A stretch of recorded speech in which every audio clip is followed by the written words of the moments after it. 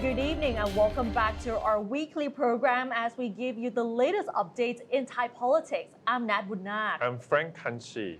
And it has been about 3 months since the general elections and we haven't seen a new government or even the next prime minister because as we remember a few weeks ago, Pita failed to secure their candidacy and then Pheu Thai has nominated Setharathawisiin as well. But many people were wondering when will be the next session of the voting, whether we will get the new prime minister or not. But it has been confirmed by the House Speaker today that the next joint sitting will take place on August 22nd, which is next Tuesday.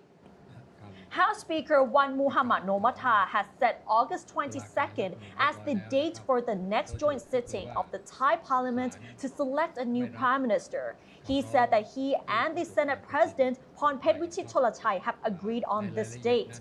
The new date was set after the Constitutional Court on Wednesday rejected a petition questioning the constitutionality of Parliament's decision to reject the renomination of Move Forward Party leader Pita Limcharoenrat. Wan Nor told reporters that he will have a legal team look into the details of the court's decision and will discuss the matter with the House and the Senate whips on Thursday at 2 p.m.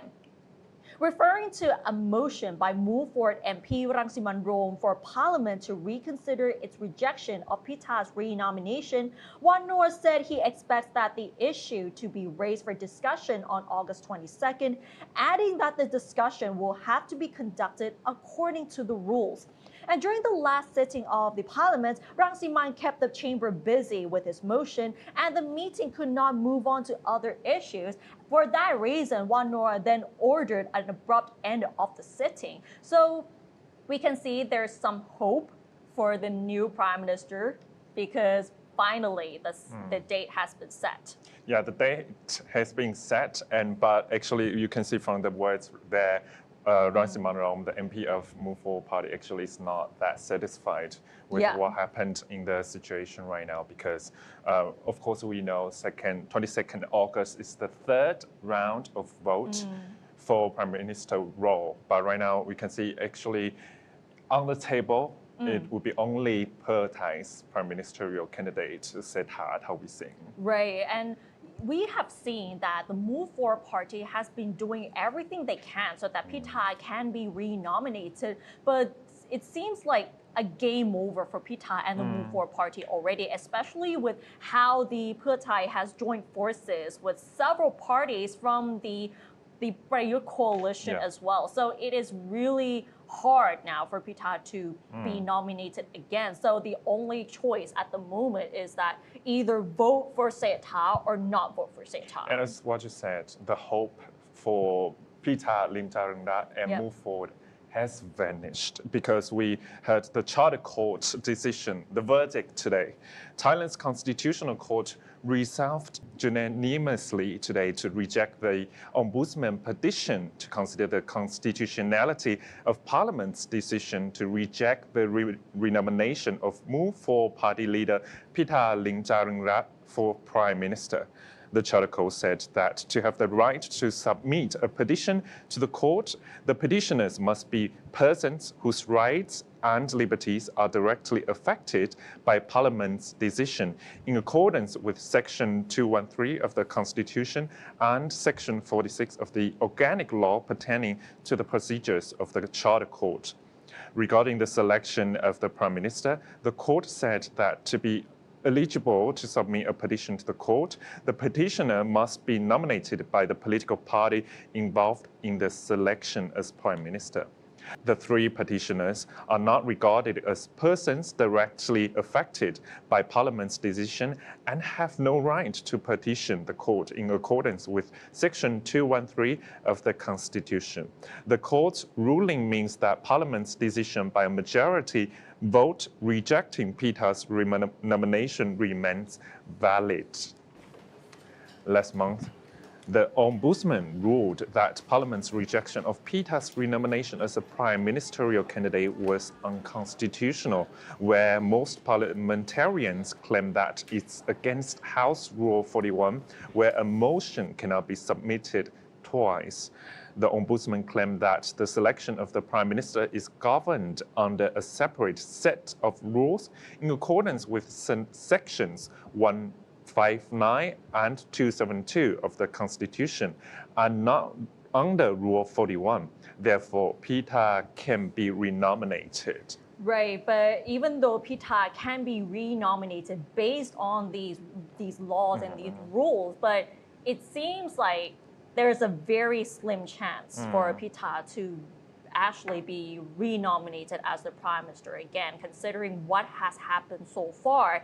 And like we said earlier, Pheu Thai has announced its own coalition forming with Pheu Thai, Chart Thai Patana, and many other parties, and most of them were actually from the Prayut coalition, Prayut government before. And it is very hard for Move Forward Party to be in this coalition, and they have pushed Move Forward to the opposition already. And so far, Move Forward Party has announced that they will not vote for Pheu Thai's prime ministerial candidate for the next joint sitting. The Move Forward Party has agreed unanimously not to vote for Pheu Thai's prime ministerial candidate during the joint sitting of Parliament. However, the party will decide later whether to vote against Pheu Thai's candidate or to abstain. Yesterday, the party's Secretary General Chaithawat Tulathon cited 3 reasons why they decided against supporting the Pheu Thai candidate, Sethha Thavisin. The first reason is that the Pheu Thai-led coalition comprises many parties from the Prayut administration, which goes against the will of the people as manifested in the May 14th general election. The second reason is that voting in support of the Pheu Thai party's candidate is not an attempt to do away with the senator's power in the selection of the prime minister, but rather an attempt to do away with the Move Forward party. The third reason, it is clear that the new cabinet will not be much different from the current one, and that the formation of the new government will not reflect the aspirations of the people. He also stressed that the party's decision is strictly based on the party's political principles and the pledge that it gave to the people during the election campaign, and it is not based on the qualifications of the prime ministerial candidate Sethha Thavisin. So it looks like Move Forward Party is not happy with what Pheu Thai is doing at all, whether Pheu Thai has joined forces with these parties, whether it's Pheu Thai, Chart Thai Patana, and negotiating with other parties such as Palang Pracharat and United Thai Nation parties as well. It has made the Move Forward Party really disappointed as well, even though it has not been confirmed whether the United Thai Nation or Palang Pracharat will ever join the coalition or will vote in support of the prime ministerial candidate or not. But the 3 reasons from Secretary General of Move Forward Party are really obvious, that they wouldn't vote for Pheu Thai because there are so many old cliques inside the coalition already. I mean, for the Pheu Thai coalition. So actually, it's really, really difficult for them to vote. They actually, yesterday, I interviewed the Thai spokesperson, Titarat Injaran, and she said that actually Move Forward, because she talks to the new generation of politicians in Move Forward too, and she said that actually they want to stick together at the pro-liberal side, and actually Move Forward, of course, they already prepare themselves to become the opposition. So that's why I think the Secretary General stick with the party's line that they wouldn't vote for Pheu Thai this time. Right. The ultimate hope is for the A-party coalition that was led by Move Forward is to stick together until the end. But the problem is that even though if they stick together, they will not gain support from the senators because many of them have either voted against or abstained from the voting when they were about to nominate Pita Limjaroenrat during the very first joint sitting. And actually, Move Forward could be the way out for Pheu Thai, because Pheu Thai right now, they only have 248 seats at this moment. As what you said, they might have to talk to Ruan Thai Sang Chat or Palang Pracharat United Thai Nation Party, and they also have to get support from senators. But the 151 from Move Forward could be the final answer for Pheu Thai. But right now, that hope vanished too. Exactly, but it's quite interesting though that Pheu Thai party leader Cholanan Sikao said yesterday that they are quite confident that they might be able to get 375 votes in the next joint sitting. Just in one round, they will Siddhartha Wising would become the prime minister according to the leader of Pheu Thai. Right. So as well, what we said, we've seen the wait period is already 3 months since 14th May 2023. The Thailand, the date that Thailand election took place. But let's see other places, other countries where the election took place, but we haven't seen the government formed. So 3 months have passed since the May 14th general election, and Thailand's next government is still nowhere in sight. While many people think it has been way too long, where does Thailand stand compared to other countries, and which country took the longest to form a government? Thailand's current record is 108 days, seen after the previous general election in March 2019. The Palampracharath Party, which had then junta leader General Prayut Chan-o-cha as their only prime ministerial candidate, managed to form a new government after securing majority support for Prayut in a parliamentary vote. Palampracharath came second in the election after Pheu Thai, but succeeded in forming multi-party coalition with a majority vote in the House of Representatives. However, majority control was only secured after prolonged bargaining and negotiation with potential coalition partners. General Prayut was appointed Prime Minister by Royal Command on July 9, 2019, 107 days after the election on March 24 that year. His cabinet received royal endorsement on the following day, 108 days after the election. Previously, the longest time spent waiting for new Thai government after an election was 45 days. Following the December 23, 2007 election, Samak Sunthorawat was appointed Prime Minister on January 29, 2008, with his cabinet royally endorsed on February 6 that year. Normally, 31 days is the average wait for a new government after a general election in Thailand. Now we take a look at other countries. So let's find out which country took the longest to form a government and which country is actually the current world record holder as well. So currently Belgium was listed in the Guinness Book of World Records in 2011 for holding the record of the longest time without a government in peacetime, taking up 541 days after the elections in June 2010. In fact, Belgium then broke its own record in 2020 when it had to wait as long as 652 days before a new government could be formed following the elections in May 2019. The runner-up is Cambodia, which took 354 days to form a government after its general election in July 2003. Spain is third placed with 315 days spent after a general election in December 2015 before a new government could be set up. Iraq waited 289 days for a new government to take office between 2010 and 2011.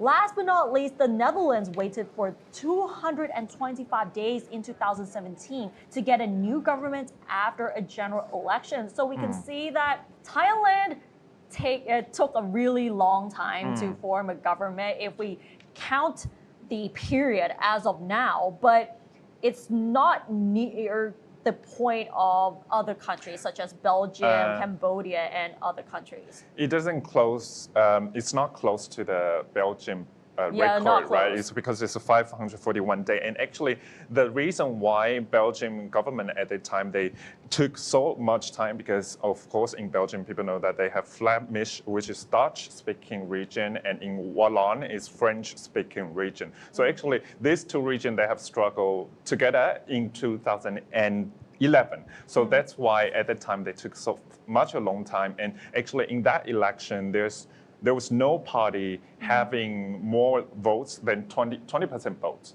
So each party was under 20% vote. So there is no clear direction from the Belgian government. But for Thailand's case, it's not the case because actually in the election in May, we already see that move forward. They got more than 30% of the seats, 151 seats.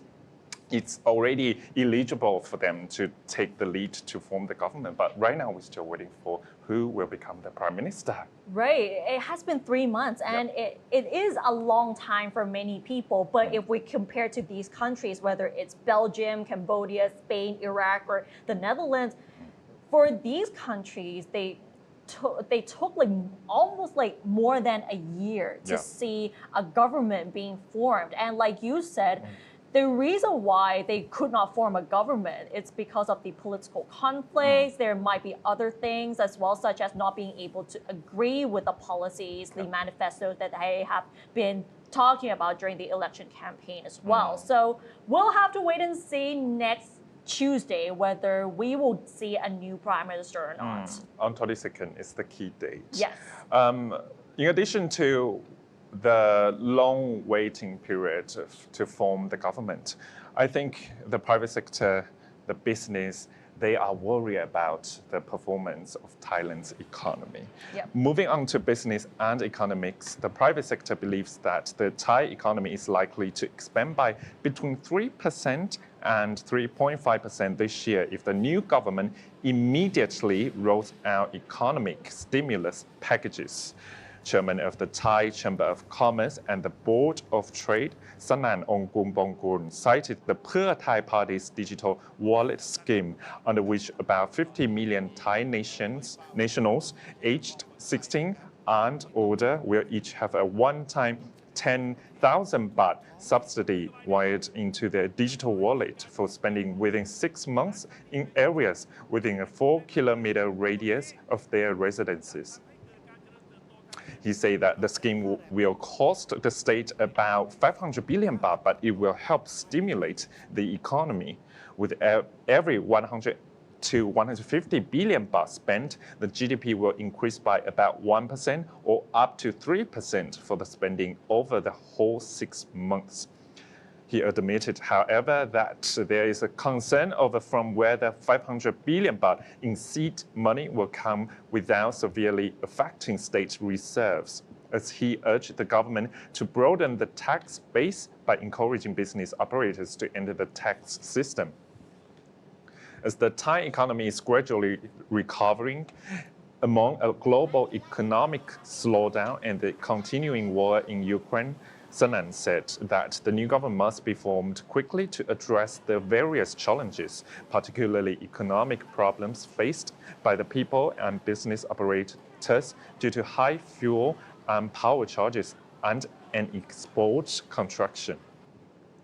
Another issue of concern is drought, which is expected to cost about 53 billion baht in damage to the Thai economy, as he urged the new government to come up with effective measures to mitigate the damage and to ensure sufficient water supply for the farm, industrial, and service sectors. In the long term, he said the government must make all sectors pay attention to the issues of the environment and sustainability, noting that these issues are being used as trade barriers by several trading partners of Thailand. Pointing out the importance of the finance minister, Sanan said that the private sector wants the person who assumes this important post to be efficient, knowledgeable, acceptable, and meet the expectations of all sectors of society. So we'll have to wait and see until the parliament decides on a new prime minister and whether Pheu Thai will actually be able to form a new cabinet as well. So I think many of the businesses, especially those in the private sector, hope that the government will be formed as soon as possible so that the Thai economy can actually recover as well. In September, actually, the deadline for Thailand's forming the new government is September, of course. And actually, I think very interesting for people, I think Thai citizens, they are watching too, who will host reach ministerial post. That's the point. I Yeah. think as what we said, as what Kun Sanan said too, who will really host the financial minister, and the person has to be really knowledgeable to take all this economic issue at one time. And there's no, as what I said, and some analysts said, there's no honeymoon period because there are so many issues in economy, in business, and in politics too that have to be solved immediately. All right, and that wraps up tonight's edition of our program. Join us every Wednesday as we give you the latest updates about Thai politics. And don't forget to follow us on social media as well as our website, thaippsworld.com, for all the latest updates about Thailand as well as analyses. Thanks for watching, and we'll see you next week. สวัสดีค่ะ